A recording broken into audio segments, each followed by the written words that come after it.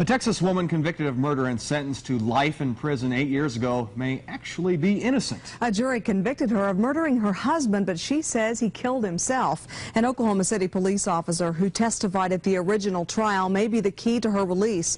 To make it happen, he's crossing the so-called blue line to testify against a Texas officer who may have lied to get a conviction. 5 News reporter Mike Gotro has the story of a woman who's been waiting for justice. A 1988 newspaper picture shows the strongest evidence against Susie Mowbray, evidence strong enough to convict her of shooting and killing her husband in his sleep. The prosecution's key testimony came from a self-proclaimed blood spatter expert. Sergeant Dusty Heskew of the Austin Police Department told the jury he found invisible blood on Susie's nightgown, samples so tiny they could only be seen with the help of a special chemical called luminol. The process makes blood stains glow in the dark, but stains from things like common household detergents and some vegetables also glow in the dark when treated with luminol. And Heskew never tested the spots to see if they were really blood.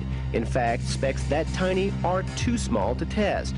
But back then, Heskew told the blood expert for the defense those tests had been done. And Heskew said the spots were definitely blood. That expert is Tom Bevel, a nationally recognized blood spatter expert. He's also a captain in the Oklahoma City Police Department who was working independently on the Mowbray case. Since then, Bevel has examined Susie's nightgown and, like another certified expert, found no blood.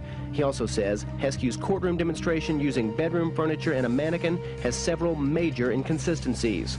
For example, medical examiners are 100% certain the gun that killed Bill Mowbray was directly against his head, what they call a hard contact wound.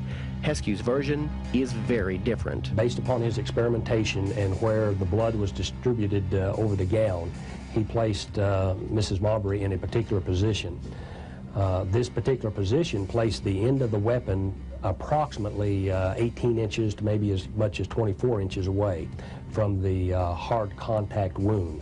The hard contact wound is irrefutable. Today, Bevel calls Dusty Heskew incompetent. Of course, in this case, Mr. Heskew is also a police officer.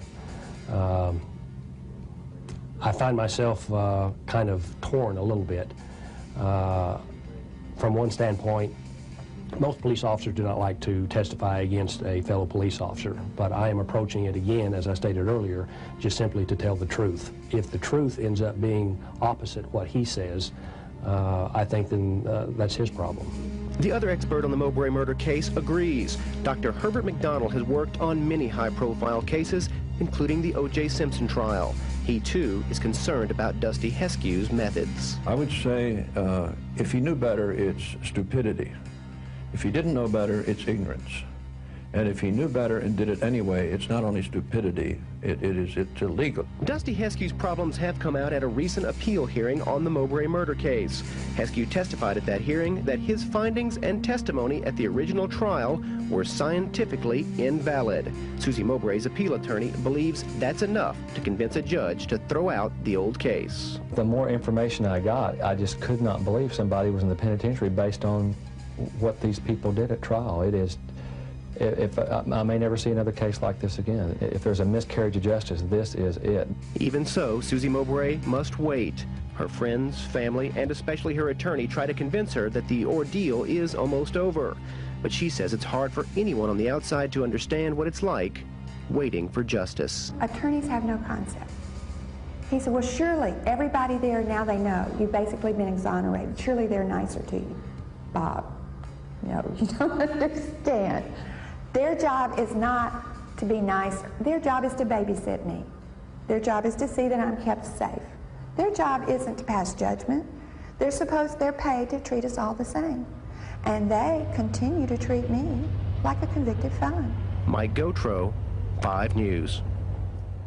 A judge will make a decision on Susie Mowbray's fate later this month. We'll let you know what happens. And you may be wondering how all the new information in this case came to light 7 years after the original trial.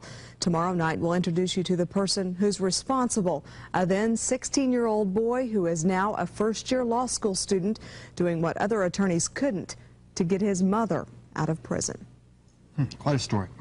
Well, we'll be right back. Stay with us.